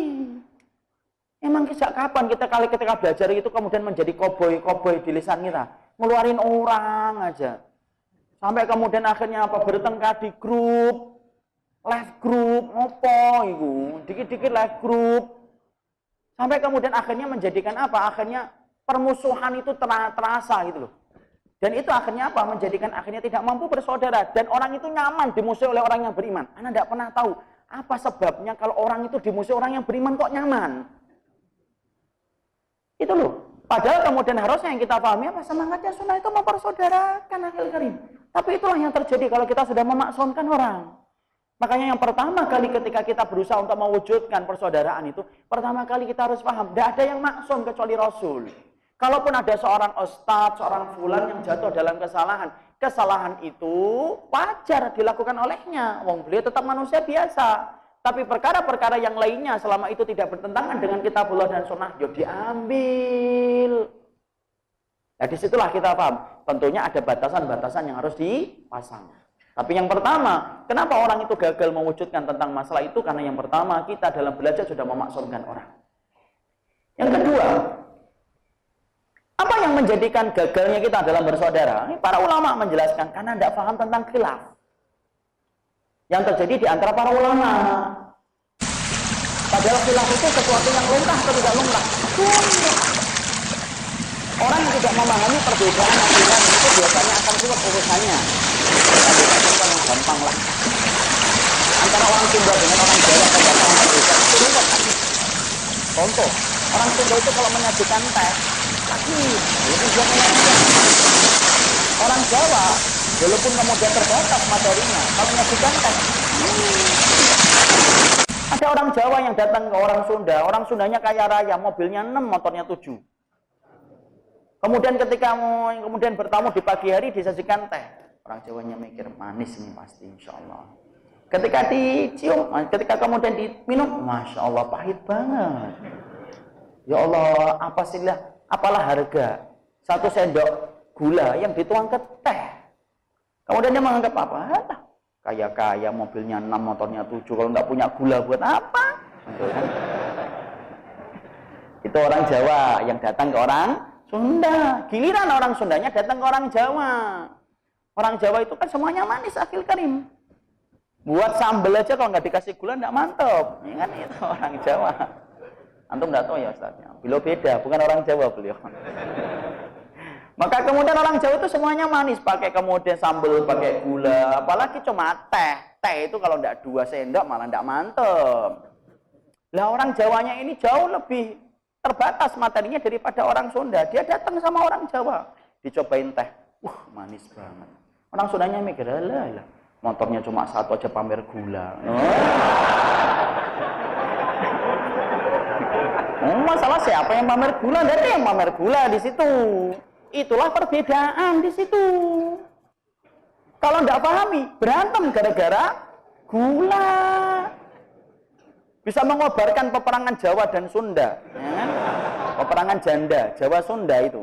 Jadi kemudian disebabkan apa? Ya disebabkan karena nggak paham perbedaan itu. Dalam masalah laki-laki dan perempuan aja kita harus paham perbedaan kok. Laki-laki itu kita harus paham. Laki-laki itu kalau ngomong sedikit. Kalau perempuan kalau ngomong banyak. Itu memang fitrahnya kayak gitu. Perempuan itu bermain perasaan, laki-laki bermain logika. Makanya Imam Ibnu Katsir ketika ditanya sifatnya wanita itu apa sih? Suratu inqilabiha wa ghalabatu masyairiha. Perempuan itu dominan perasaannya dan berubah-ubah pikirannya. Itu perempuan. Nah, kan kalau antum tiba-tiba istri antum ngomong I love you di pagi hari, nanti sore juga sudah berubah itu. Karena kemudian berubah ketika antum lupa membelikan sesuatu, cintanya yang tadi pagi itu sudah lupa dia. Maka laki-laki dan perempuan itu ketika tidak paham perbedaan kan rusak akhirnya. Makanya lihat perempuan itu banyak bicaranya. Kita harus paham itu. Makanya perempuan itu kalau ditanya, dari mana Bu? Misalkan dari mall. Kan dari mall ya. Itu jawabannya nggak sederhana itu. Dari mana Bu? Dari mall. Mallnya sekarang gede, banget dingin. Tokonya juga nambah. Ketemu Ustadz saya sama anak-anaknya. Ada diskon 50%. Coba ditanya dari mana, jawabannya banyak. Kenapa? Pak Nita. Beda dengan laki. Laki itu kemudian kalau kemudian ngomong sedikit. Dari mana Pak? Mall. Sudah. Kamu cerita lagi dia, males. Kok nggak cerita ketemu Ustadz? Kan antum nggak nanya. Kan gitu. Karena laki-laki gitu. Makanya kadang-kadang kan sering kan bertengkar suami istri itu. Suaminya menganggap istrinya terlalu nuntut, istrinya menganggap suaminya itu tidak romantis. Istri kalau SMS kan panjang-panjang. Wahai suamiku, di manakah dirimu? Dijawab sama suaminya, JLN, jalan. Antum kalau ketawanya kayak gitu malah curiga saya. Ya, kok nggak nyampe-nyampe? Wahai imam surgaku, MCT, macet. Karena gitu singkat-singkat. Kalau orang itu paham perbedaan akhi, enak atau tidak enak? Enak. Istrinya membaca, oh enggak apa-apa. Memang suami saya itu sedikit ngomongnya. Kalau kemudian antum sebagai laki-laki, panjang banget ya ini, ya Masya Allah WA-nya ya. Maka kemudian, maklumlah. Disitulah kita paham, perbedaan dalam masalah umum saja harus disikapi dengan benar. Apalagi perbedaan dalam masalah agama. Dan kita harus paham loh, ada perbedaan dalam masalah agama. Dan itu wajar terjadi. Mau malaikat aja berbeda pendapat kok. Masa Ustaz? Iya. Dalam riwayat Muslim diterangkan bagaimana kita mendapati ada seorang pembunuh 100 nyawa yang meninggal dunia meninggalkan kampung Durjana menuju kampung orang yang salih. Di perjalanan meninggal dunia yang turun 2 malaikat. Malaikatul rahmah turun, malaikatul adab turun. Padahal biasanya tidak pernah turun bareng-bareng. Loh iya. Kalau dalam riwayat Bara bin Azib antum baca, kalau yang meninggal orang mukmin yang turun malaikatur rahmah membawa 2 barang, kain kafan dari surga dan minyak wangi dari surga. Kalau dia orang fasik yang turun malaikatul adab membawa 2 barang, kain kafan diambil dari neraka dan minyak dan kemudian pecut yang diambil dari neraka. Khusus pembunuh 100 nyawa itu dua-duanya turun. Malaikatul rahmah turun, malaikatul adab turun. Sampai kemudian akhirnya malaikat rahmah merasa, saya lebih berhak untuk ngambil. Kenapa? Dia sudah bertobat. Dia tinggalkan kampung durjana menuju kampung orang yang salih. Lah, malaikatul azab ngomong, saya lebih berhak. Wong dia belum sampai ke kampung orang yang salih kok, masih di perjalanan, OTW. Masih OTW dia. Masih di perjalanan dia. Sampai malaikatul rahmah dengan malaikatul adab berselisih pendapat. Sampai Allah turunkan satu malaikat untuk menjadi penengah. Sampai kemudian diputuskan. Mana yang kemudian ini ketika malaikat itu mengatakan, dilihat saja. Mana jaraknya yang lebih dekat ke kampung orang yang solih atau kampung durjana. Diukur dan ternyata lebih dekat ke kampung orang yang solih. Dan akhirnya diberikan kepada malaikatul rahmah. Itu malaikat akhul karim. Dan disitulah kita memahami perbedaan itu penting. Tapi saya ingatkan, bukan semua perbedaan itu harus kita tolerir. Enggak, ada perbedaan yang tidak bisa kita tolerir ketika masalah itu adalah masalah pokok. Dia mengkafirkan sahabat, tidak bisa ditolerir. Itu sepakat kok para ulama kok mengimani bahwasanya para sahabat itu maksum secara keseluruhan, secara ijmal dan global. Ada orang yang mengkafir-kafirkan sahabat. Tidak bisa kita mengatakan itu perbedaan para ulama. Tidak bisa. Ulama yang mana? Yang berbeda pendapat. Ya? Kalau ada perbedaan, ya katakan perbedaan. Kalau tidak ada perbedaan, katakan tidak ada perbedaan. Karena di antara hari ini, naifnya para pemateri ilmu adalah mereka ngerti ada perbedaan para ulama dalam kitab-kitab turas para salafus salih, dalam kitab-kitab induknya para salafus salih, tapi para pemateri tidak menyampaikan perbedaan itu dan menutup perbedaan itu. Itu naifnya pemateri ketika menyampaikan ilmu. Ya boleh kayak gitu. Ya boleh lah. Kalau memang ada perbedaan, katakan dulu ada perbedaan. Sembari kita menyampaikan pendapat saya cenderung kepada pendapat ini tanpa saya menafikan pendapat yang lain. Kalau ada perbedaan, katakan ada perbedaan. Kalau tidak ada perbedaan, ya katakan tidak ada perbedaan. Jangan sampai dikit-dikit para ulama berbeda pendapat. Gimana hukumnya menghitung mundur tahun baru? 10, 9, 8 dengan mercon dan kembang api. Oh, itu para ulama berbeda pendapat. Para ulama yang mana berbeda pendapat tentang itu? Tidak ada itu. Gimana ulang tahun? Oh, para ulama berbeda pendapat. Tidak ada ulang tahun para ulama itu. Dan kasihan kalau kemudian Islam ada ulang tahun. Yang kasihan siapa? Nabi Nuh. Umurnya 1650 kok. Berapa lilin yang dipasang untuk kemudian? Tidak ada dalam Islam. Kalau tidak ada perbedaan, ya jangan katakan ada perbedaan. Tapi kalau ada perbedaan, katakan makruf, ada perbedaan itu. Nah, kita harus paham dulu. Emang perbedaan ada, Ustaz? Ada. Sebabnya kenapa perbedaan itu tumbuh? Nah, ini kita harus paham. Perbedaan ulama itu ada dan disebabkan banyak sebab. Saya akan mengambilkan di dalam muqaddimah kitabnya Abu Malik Kamil Said Salim dalam Sahih Fiqih Sunnah, dan saya ambilkan kitabnya Syekh Utsaimin dalam Al-Khilaf Bainal Ulama Asbabuhu wa Mawqifuna minhu. Dan kitab-kitabnya ini tidak saya sebutkan satu persatu. Maka di situ diterangkan kenapa sih para ulama itu berbeda pendapat. Kita harus paham ini. Kalau tidak paham, runyam akhi. Berantakan sebagaimana orang Jawa dan Sunda tadi. Maka kemudian perbedaan yang pertama adalah kadang-kadang ulama itu ada yang sampai kepadanya satu dalil, tetapi kemudian mereka mempunyai takwil yang berbeda atas dalil itu. Dalilnya satu, tapi takwil itu interpretasi atas dalil itu beda. Memang ada, Ustaz? Iya. Ada beberapa dalil itu yang kemudian takwilnya mustarak baina amrayni. Mustarak itu campur di antara dua perkara ketika akan mentakwil tentang hadis itu atau dalil itu. Contoh, antum tahu kan tentang hadis ketika Nabi memerintahkan para sahabat untuk pergi ke Bani Quraidah. Nabi mengatakan apa? La yusalliyanna ahadukum al-asra illa fi Bani Quraidah. Jangan sekali-kali sholat asar ya, kecuali sudah sampai ke Bani Quraidah. Kemudian para sahabat jalan itu. Dan ternyata dalam perjalanan itu asar mau habis belum sampai ke Bani Quraidah. Nah, para sahabat bingung. Perintahnya Nabi jelas kok. Jangan sekali-kali sholat asar kecuali sampai di Bani Quraidah. Maka kemudian para sahabat ketika akhirnya semacam itu, maka wallahi kemudian para sahabat itu pecah jadi dua. Sebagian para sahabat mengatakan, tidak, kita tetap sholat tepat waktu. Karena mereka menyebutkan surat An-Nisa, inna sholata kanat al-mu'minina kitaban mauquta. Sesungguhnya sholat itu telah ditetapkan waktunya oleh Allah. Sebagian para sahabat mengatakan, tidak, perintahnya Nabi jelas, gamblang, nggak boleh sholat asar kecuali di Bani Quraidah. Sebagian dari sahabat mengatakan, kalau kamu tetap sholat asar di Bani Quraidah, kamu sholat asarnya itu menjelang malam atau ketika sudah sampai isya. Hadisnya berapa? 1.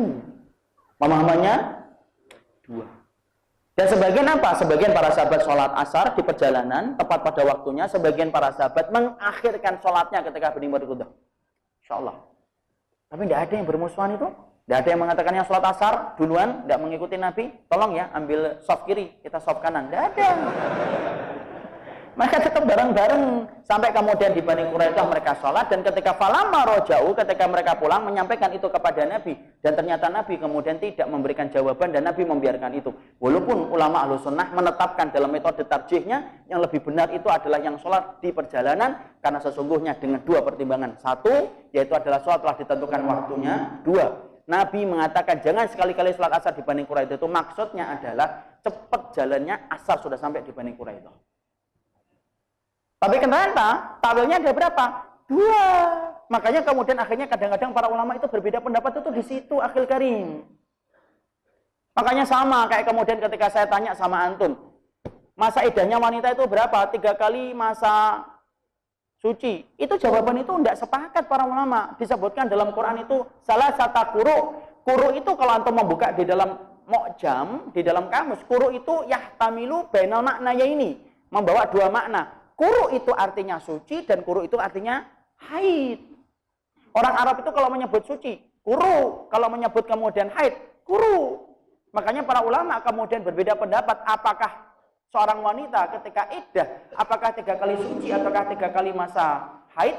Itu para ulama berbeda pendapat. Nah, di situ kita paham, perbedaan itu ada. Sebagaimana antum kalau memahami ada yang habis rukuk, ada yang ketika habis rukuk sedekap, ada yang lurus.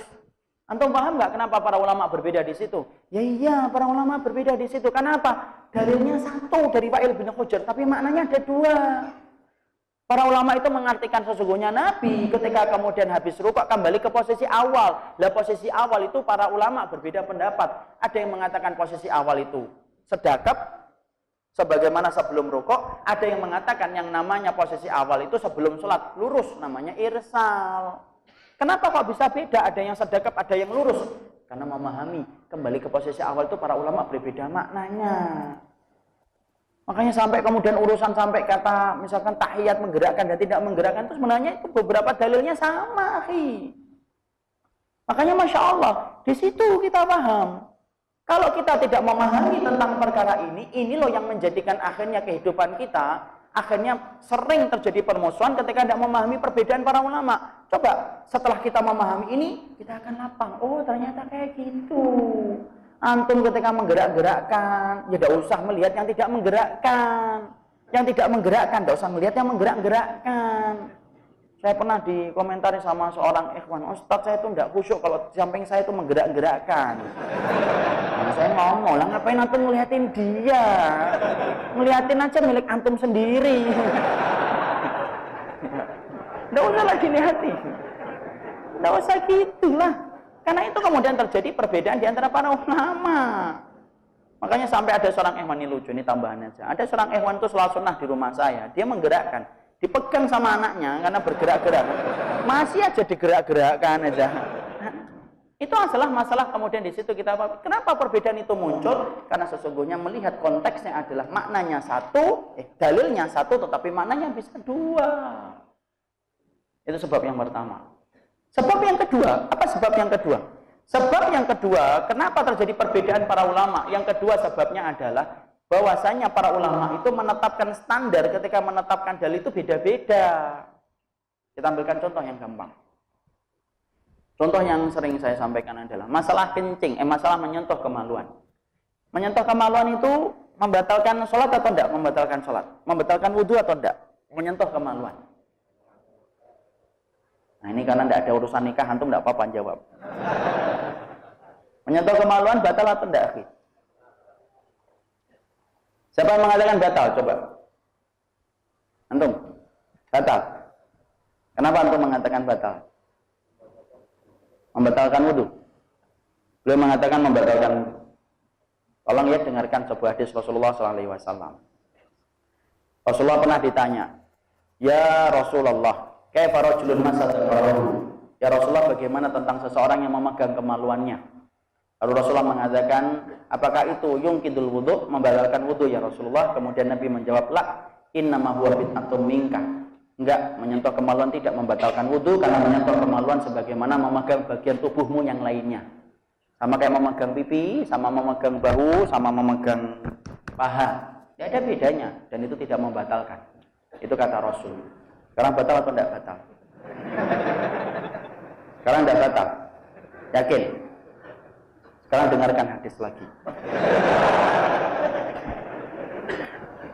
Bingung, ngeluh. Dengarkan kata Rasulullah SAW. Rasulullah kemudian bersabda, man massa dzakarahu falyatawaddo. Barang siapa yang memegang kemaluannya maka wajib berwudu. Batal atau tidak batal? Antum kok senyum doang? Batal atau tidak batal? Hah? Belum tahu. Di situ kita akhirnya paham, akhi. Lu kok bisa, Ustaz? Ya. Mungkin nggak Nabi itu mutanakid di antara hadis-hadisnya? Nggak mungkin. Mutanakid itu kontradiktif? Nggak mungkin.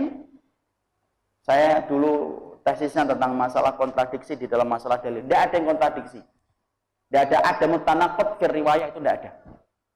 Cara kita memahami hadis ini yang kemudian harus kita rubah. Maka kemudian di dalam Ithaf Dawil Basaid dijelaskan dengan bagus sekali tentang masalah ini.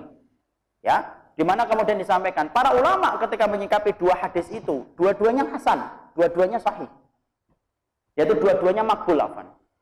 Bahwasanya dua-duanya itu diterima dalam masalah periwayatan, tidak ada masalah dan tidak ada cacat. Lalu kemudian para ulama kemudian mempunyai 3 madhab ketika menyikapi itu. Apa 3 madhabnya? 1, madhabut tarjih. Madhabut tarjih itu apa? Diambil mana riwayat yang lebih kuat periwayatannya berdasarkan kepada jalur sanadnya, maka kemudian itulah yang diambil hukumnya. Ada yang mengambil jalur hadis yang batal itu lebih kuat. Ada sebagian ulama yang mengatakan jalur yang tidak membatalkan yang lebih kuat. Akhirnya para ulama di situ sudah beda 2. Itu namanya madhabut tarjih. Ada yang kedua yang mengambil madhabun nasakh. Madhabun nasakh itu diambil yang nasakh, yaitu sejarahnya dulu dilihat. Mana hadis yang datang sebelumnya dan mana yang hadis datang setelahnya. Itu namanya madhabun nasakh. Maka hadis yang datang setelahnya menghapuskan hadis sebelumnya. Itu madhabun nasakh. Ada yang ketiga, madhabul jama'. Madhabul jama' itu digabungkan itu. Madhabul jama' kemudian mengatakan apa? Kalau antum memegang kemaluan dengan syahwat, pakai hadis yang kedua, membatalkan wudhu. Tapi kalau antum kemudian memegang kemaluan itu tidak dengan syahwat, contohnya gatal, membersihkan apa, membenarkan posisi, maka sesungguhnya tidak usah dibahas, akhi.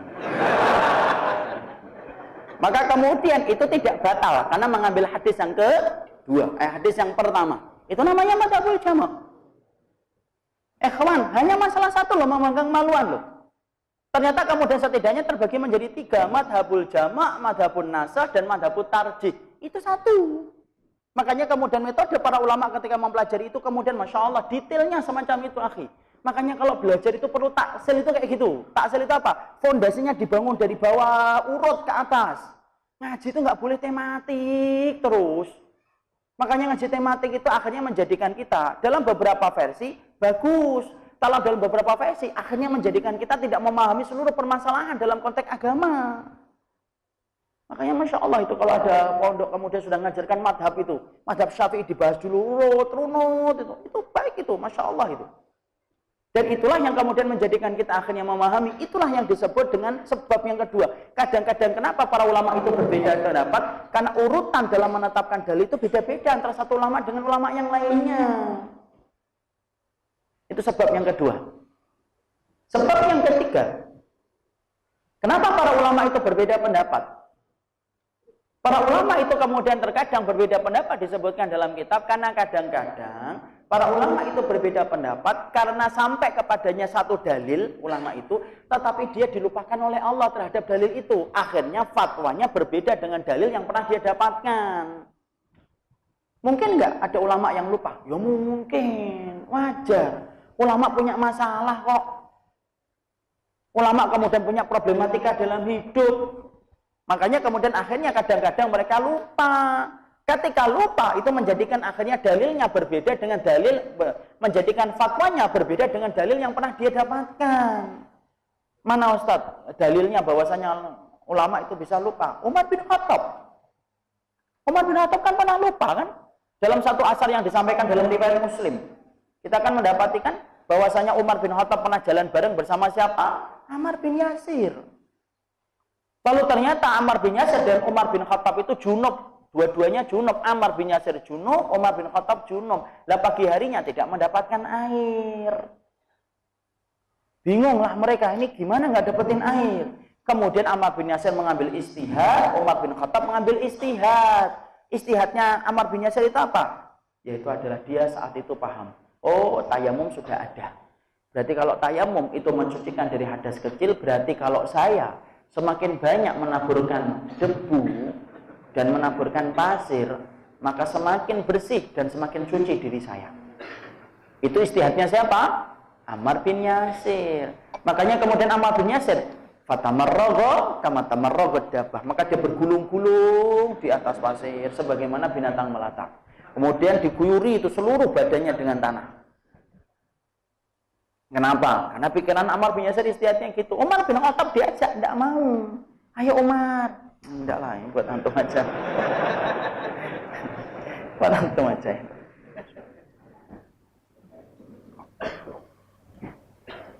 Udah buat antum aja itu.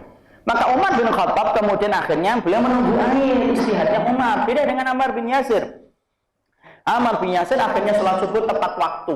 Adapun Umar sholat subuhnya setelah masa waktu subuh itu habis. Masa sholat subuh sudah habis.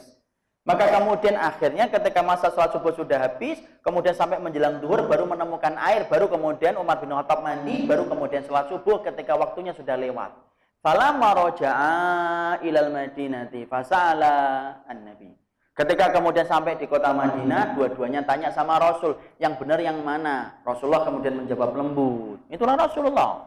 Rasulullah itu kalau membenarkan sahabat itu lembut. Kemudian Nabi mengatakan, innama yakfika bisa'id fa inna laka tahurun. Hei Ammar, kalau kemudian nanti kamu gitu lagi, junub lagi, maka sesungguhnya kamu tidak perlu bergulung-gulung kayak kucing dan binatang melata. Innama yakfika bisa'id, maka cukuplah bagi kamu untuk tayamum, karena fungsinya tayamum mensucikan dari hadas kecil dan hadas besar. Jadi kalau misalkan antum kemudian tidak bisa menggunakan air, padahal antum junub, maka antum kemudian bertayamum. Tapi pertanyaan saya, tidak bisa menggunakan air kok bisa junub? Nah itu. Maka kemudian akhirnya boleh untuk tayamum. Saat itu Umar bin Khattab ada atau tidak ada? Ada. Hari berganti dengan hari. Detik berganti dengan menit. Nah, bahasa puisinya gitu. Sampai akhirnya kemudian Rasulullah meninggal dunia, berganti dengan Abu Bakar, berganti dengan Umar bin Khattab. Umar bin Khattab menjadi Khalifah Amirul Mukminin. Lah mendapatkan pertanyaan dari masyarakat dan warganya. Wahai Umar, Amirul Mukminin, saya ini junub, pagi harinya nggak mendapatkan air. Apa yang harus saya lakukan? Umar bin Khattab ketika mendapatkan pertanyaan itu, seakan-akan beliau lupa bahwasanya dia pernah mendapatkan jawabannya dari Nabi.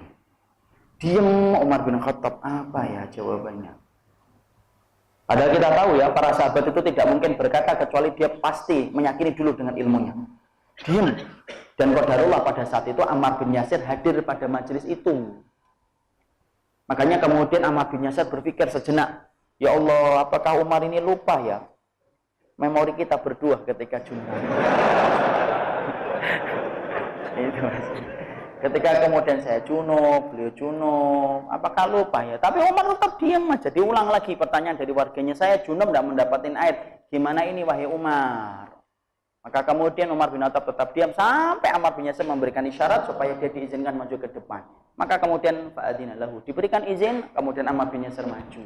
Dan ketika maju, maka kemudian Ammar bin Yasir ngomong, wahai Umar, Tidakkah engkau ingat memori kita ketika kita junub bareng-bareng bergulung-gulung sebagaimana binatang melata dan kamu itu menunggu air dan kamu mendapatkan air itu menjelang waktu ketika waktu subuh itu sudah habis. Apakah kamu lupa ketika Nabi kemudian menjawab innama yakfika bisa'id? Nabi kemudian menjawab dengan satu dalil, sesungguhnya cukup bagimu untuk kemudian tayamum karena tayamum bisa mencucikan dari hadas kecil dan hadas besar. Tapi wallahi Umar bin Khattab betul-betul lupa. Padahal Umar bin Khattab ditakutin setan atau tidak? Ditakutin setan, akhil karim. Kalau ada setan jalan di gang yang sama dengan Umar, lebih memilih mundur daripada ketemu Umar. Saking haibahnya Umar itu menembus dunia lain. Maka Masya Allah Umar betul-betul lupa. Disitulah kemudian Syekh Utsaimin kemudian mengatakan apa? Loh, itu loh.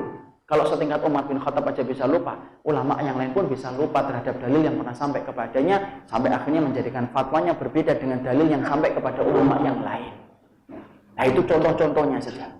Nanti kalau saya terangkan satu persatu sebab perbedaan ini panjang betul. Tapi setidaknya disitulah kita paham. Itulah yang menjadikan terkadang. Kalau kita tidak memahami perbedaan, maka sesungguhnya tersulutnya permusuhan itu jadi lebih gampang.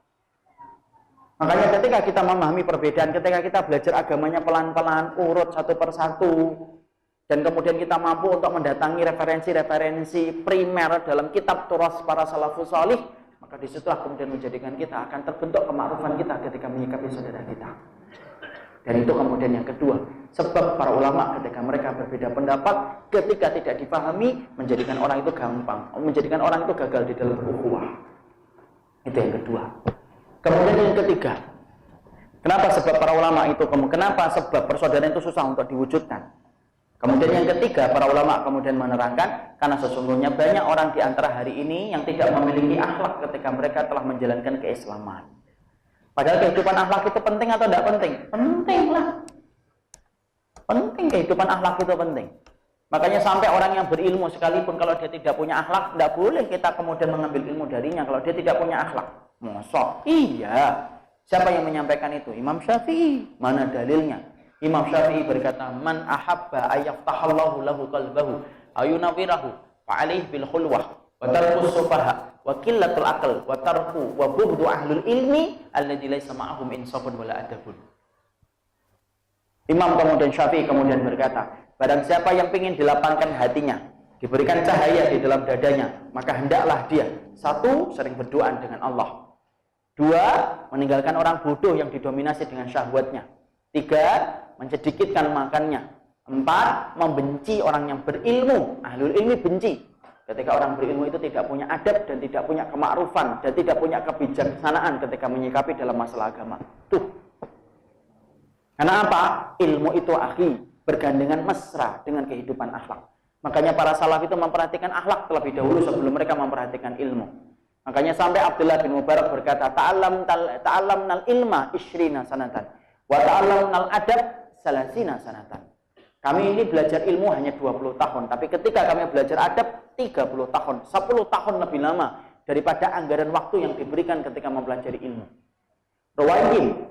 Ruwayyim rahimahullahu ta'ala, ketika mendapati anaknya sedang belajar, maka Ruwayyim berkata kepada anaknya, "Ij'al adabaka daqiqan waj'al amalaka milhan." Wahai anakku, kalau kamu sudah mempelajari ilmu, jadikanlah setiap amal yang kamu lakukan itu bagaikan garam. Dan jadikanlah akhlak kamu ketika kamu kemudian beramal, ketika kamu itu memiliki akhlak, jadikanlah akhlak kamu itu sebagaimana tepung. Antum lihat nggak kalau ada martabak, kemudian dibuat itu martabak, maka tepungnya yang paling banyak, garamnya hanya ditaburi saja. Ruwayyim ngomong, jadikanlah ilmu kamu dan amal kamu itu kayak taburan garam yang sesekali saja seperlunya. Tetapi jadikanlah bagaimana akhlak kamu itu sebagaimana adonan tepungnya. Makanya Masya Allah ikhwan, orang yang memiliki ilmu yang benar, tetapi akhlaknya berantakan, maka sesungguhnya berantakan ibadahnya. Kenapa? Akhlak yang buruk merusak amal ibadah. Rasulullah bersabda, "Inna su'al khuluqi yufsidul amal kama anal khalla yufsidul asal." Sesungguhnya akhlak yang buruk itu merusak amal ibadah sebagaimana cuka itu merusak madu. Tapi kalau ada orang yang punya akhlak baik tetapi ilmunya tidak benar, maka batil. Kenapa? Bermodal akhlak doang tidak bisa masuk surga. Ada nggak orang yang akhlaknya baik? Banyak. Orang yang akhlaknya baik itu Selalu ngomong sama anaknya, nak, yang penting itu orang itu baik. Kalau ditampar, nggak usah bales. Kalau kamu digigit, kasih roti. Kalau kamu diinjek, kasih kacang hijau. Baik akhlaknya. Tapi ketika kemudian disampaikan, Bu, ini sunnah, Bu. Lah sunnah itu apa? Nggak usah lah. Yang penting itu baik-baik aja jadi orang, nggak ngelukain orang. Bu, ini syirik, Bu. Lah syirik itu apa? Nggak usah ngomong syirik lah. Yang penting baik sama orang. Akhlak doang nggak bisa memasukkan ke surga. Kenapa? Akhlak saja itu batil dan tidak bisa memasukkan orang ke surga. Dua-duanya itu bergandengan, akhil karim. Orang yang punya ilmu memanggil akhlak, dan orang yang punya akhlak memanggil ilmu. Berapa banyak ilmu itu rusak disebabkan karena akhlak yang rusak. Makanya inilah yang menjadikan kita harus paham. Orang kalau kemudian ingin untuk menunjukkan ukhuwah yang baik itu dimulai dengan kebersihan hatinya ketika ingin menunjukkan akhlak yang baik. Akhlak itu apa sih Ustaz? Setidaknya 3 kata Ibnu Rajab. Kaful ada, cegah dirimu jangan mendolimin orang. 2, ihtimalul ada, sabar ketika didolimin. Yang ketiga, badrul ada, gampang menolong orang. Di situ apa? Kaful ada, jangan mencela orang, jangan mendolimi orang dengan hujatan kita yang kita aja tidak paham. Memang kita kira mendolimi orang, kita menghujat, memfonisa, kemudian tidak dihukum sama Allah. Akhi, babani maftuhani muajjalani fid dunya. Ada 2 pintu yang Allah segerakan balasannya di dunia sebelum balasan disempurnakan nanti di akhirat. Apa itu? Durhaka sama orang tua dan dolim sama kemudian orang yang beriman. Itu dibalas oleh Allah di dunia sebelum Allah membalasnya nanti di akhirat. Nggak main-main.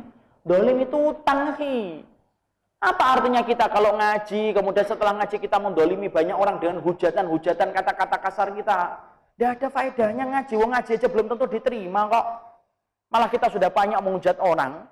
Kalau antum dulu, akhi, sebelum antum ngaji, antum dengerin musik, datang dangdutan, kemudian merayakan tahun baru. Tapi setelah antum ngaji, lalu kemudian antum akhirnya setelah antum ngaji, lalu kemudian antum tinggalkan musik, antum tinggalkan dangdut, antum tinggalkan ulang tahun, tetapi antum setelah itu menghujat banyak orang, antum sombong, antum riya, antum merendahkan orang, maaf. Berarti antum dan saya hanya pindah dosa. Dari dosa yang kecil menuju dosa yang lebih besar. Dan ingat, akhi, orang yang sudah duduk di majelis ilmu itu kemudian apakah setan ninggalin kita gitu? Enggak lah.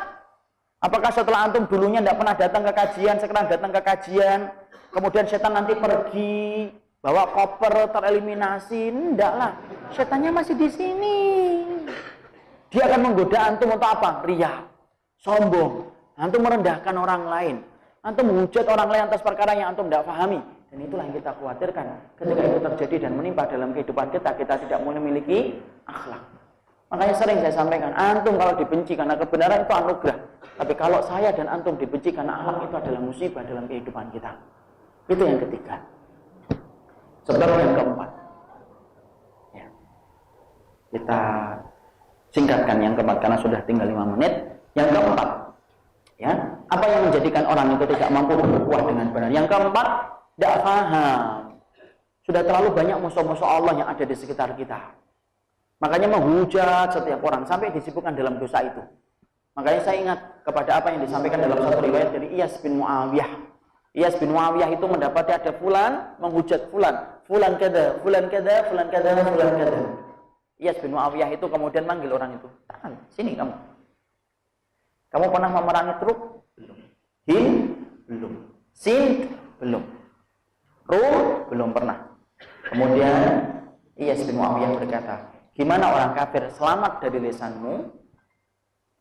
Bagaimana orang kafir selamat dari lisanmu? Tetapi muslim itu tidak selamat dari lisanmu."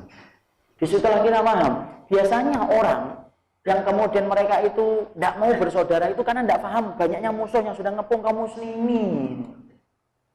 Padahal banyak nggak musuh yang kemudian dihadapi oleh Islam hari ini? Banyak, akhi. Musuh kenabian kita itu sama dengan musuh yang dihadapin Rasul. Musuh kita itu sebenarnya apa? Seperti sama dengan musuh yang dihadapin Rasul. Musuhnya Rasul itu 3. Musyrikun, Rum, sama Persia. Yahudi, Ustaz Allah, Yahudi itu tidak pernah langsung perang kontak fisik dengan Rasul. Mereka bangsa pengecut dari dulu. Makanya betul-betul kontak fisik dengan Nabi sampai berkali-kali perang itu 3. Musyrikun, Romawi, sama Persia. Musyrikun, orang-orang Quraisy ketika mereka menyembah kepada patung. Rum, Romawi, Persia yang kemudian hancur-hancuran, kemudian akhirnya sekarang menjadi apa? Yaitu Iran dan apa kerajaannya itu. Kita hari ini sama, musuh kita itu sama dengan musuh kenabian. Kita menghadapi tiga musuh itu apa? Orang-orang ateis, orang-orang yang nggak kepada patung, dinding, juga, memerangi saudara-saudara kita. Yang kedua Rom itu apa? Bahasa orang. Arabnya atau ngerti kemana arahnya? Sudah selalu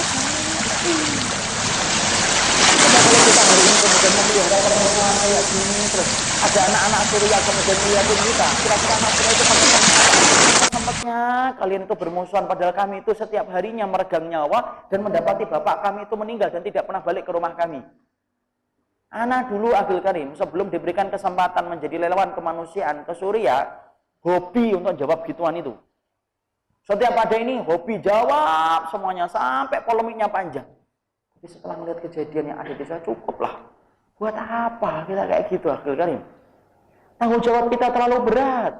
Dan orang yang tidak memahami betapa besarnya kaum besar musuh, maka akan sibuk di antara kaum muslimin. Makanya inilah yang menjadikan, tolong selamatkan lisan antum dari orang muslim. Karena sesungguhnya orang itu tidak mampu bersaudara itu apa? Lam yaslam al muslimuna min lisanihim. Salah satu penyebab orang itu tidak mampu bersaudara itu apa? Dia tidak mampu mendatangkan keselamatan bagi saudaranya ketika kemudian dia melakukan, ketika dia di dalam menjalankan agama. Musuhnya sudah terlalu banyak lah. Makanya inilah yang menjadikan kita, Pak, ayolah kumpul. Ada 1-2 perbedaan selama itu, termasuk dari perkara istihadiyah, hormatin perkara istihadiyah. Yang membaca kitab bukannya antum, yang membaca kitab bukan hanya ustadz antum. Ada banyak orang lain yang juga mereka diberikan kesempatan dan diberikan kemampuan untuk baca kitab. Makanya hormati itu. Dan itu yang keempat. Dan yang terakhir kita singkatkan saja, karena kemudian disampaikan sudah mendekati waktunya. Dan yang terakhir, apa penyebab gagalnya kita dalam bersaudara? Yaitu adalah timbulnya, yaitu ta'assub. Ta'assub itu apa? Bahwasanya tidak pernah mengambil referensi kebenaran kecuali dari kelompoknya saja. Karena sesungguhnya ta'assub itu pertama kali datang dari orang Yahudi. Sampai Allah turunkan, yaitu adalah surat Al-Baqarah 89. Walamma ja'ahum kitabun min indillah musaddiqul lima ma'hum wa kanu min qablu yastaftihuna 'alal ladzina kafaru. Falamma ja'ahum ma'arafu kafaru bihi fala'natullah 'alal kafirin. Antum tahu enggak apa sebab turunnya surat Al-Baqarah 89? Yaitu adalah orang Yahudi. Orang Yahudi itu ketika sebelum turunnya Nabi, tidak ada bangsa yang paling terhina di atas muka bumi kecuali Yahudi. Makanya kemudian orang Yahudi, Masya Allah, mereka terlunta-lunta. Ketika mereka menghadapi kenyataan pahit, mereka terlunta-lunta. Orang Yahudi itu mengangkat tangan dan berdoa, ya Allah, turunkan segera kepada kami seorang Rasul. Kenapa orang Yahudi itu minta Rasul? Karena orang Yahudi itu paham betul, kalau Rasul telah diutus, maka mereka akan membawa mukjizat dan memenangkan mereka di atas orang-orang kafir. Itu orang Yahudi. Dan orang Yahudi tahu nggak akan diutus kepada penutup para nabi itu seorang nabi bernama Muhammad. Paham, ngerti mereka itu. Makanya mereka kenal dengan sifat-sifatnya Muhammad jauh lebih mereka kenal daripada mereka kenal sama anak-anak mereka. Alladzina atainahumul kitaba ya'rifunahu kama ya'rifuna abnahum. Orang yang diberikan Alkitab dari Yahudi dan Nasara kenal dengan Muhammad jauh lebih mereka kenal daripada mereka kenal dengan anak-anak mereka. Tapi Masya Allah, hanya satu yang tidak diterangkan oleh Allah. Sesungguhnya Allah tidak menerangkan bahwasanya Muhammad itu datang dari kalangan Arab. Orang Yahudi itu menyangka bahwasanya Muhammad itu datang dari kelompok mereka. Maka ketika betul-betul Rasulullah diutus, membawa risalah, menyempurnakan dari semua risalah sebelumnya, maka Allah menyampaikan falamma ja'ahum. Ketika telah datang itu seorang Nabi Rasul, dan ternyata mereka kecewa ketika mendapati ternyata Nabi mereka itu ternyata bukan datang dari kalangan Yahudi, kafaru bihi. Mereka langsung mengkufuri Muhammad, mereka tolak apapun yang datang dari Rasulullah, fala'natullah 'alal kafirin, dan laknat Allah bagi orang kafir. Ta'assub, fanatisme kelompok. Tidak mau sama sekali mengambil kebenaran dari pihak dan golongan yang lain, kecuali dia mengambil kebenaran itu dari pihak kelompoknya saja. Penyakit ini pertama kali muncul dari Yahudi. Makanya akhirnya nular kepada kaum muslimin. Memang penyakit buruk itu nular. Su'ul khuluqi yu'ti. Penyakit buruk itu nular. Dan itulah yang menjadikan akhirnya hari ini siapapun yang terjangkiti dengan ta'assub, gagal dia dalam bersaudara. Makanya pantas sampai dulu akhi, pada zaman ketika Jumud itu berlangsung kepada kaum muslimin, setelah era 4 madhab itu berlangsung, sampai mereka ketika ta'assub itu membuat hadis palsu dan tidak merasa bersalah. Contohnya adalah beberapa dari pengikutnya Imam Abu Hanifah mendapati perkembangan madhabnya Syafi'i yang berkembang kemana-mana, membuat hadis palsu.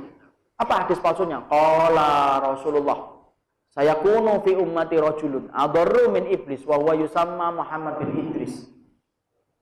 Sampai kemudian pengikutnya, bukan Imam Abu Hanifah, pengikut-pengikutnya yang bahlul, pengikut-pengikutnya yang bodoh. Itu sampai kemudian membuat hadis palsu supaya menjauhkan manusia dari madhabnya Imam Syafi'i dengan mereka meriwayatkan hadis.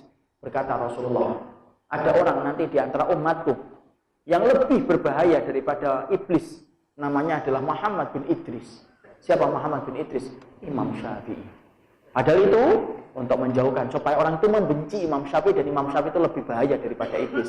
Hadisnya ada atau tidak? Tidak ada hadisnya, palsu. Makanya kalau hari ini hanya fitnah, fulan dituduh begini, fulan dituduh begini, alah masih lumrah dikit itu.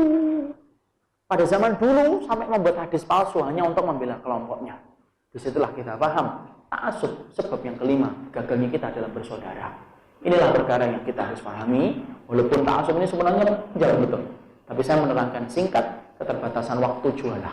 Sudah banyak di antara antum yang kipas-kipas. Sebelum banyak yang kipas-kipas, kita cukupkan. Dan kita membahas 5 saja. Karena ini termasuk di antara perkara untuk membuka mata kita. Gagalnya kita dalam bersaudara. 1, kalau antum sudah memaksudkan ustaz. 2, ketika antum tidak memahami perbedaan. 3, yaitu adalah ketika kita tidak memiliki akhlak dengan akhlak yang baik. 4, yaitu adalah ketika ta'assub sudah. Kemudian yang kelima, ketika kita tidak memahami banyaknya musuh-musuh Allah yang hari ini menggencet dan mendolimi kehidupan kaum muslimin. Ini yang dapat saya sampaikan. Sudah hampir 1,5 jam lebih kita membicarakan, dan majelis ilmu itu afdolnya tidak terlalu panjang.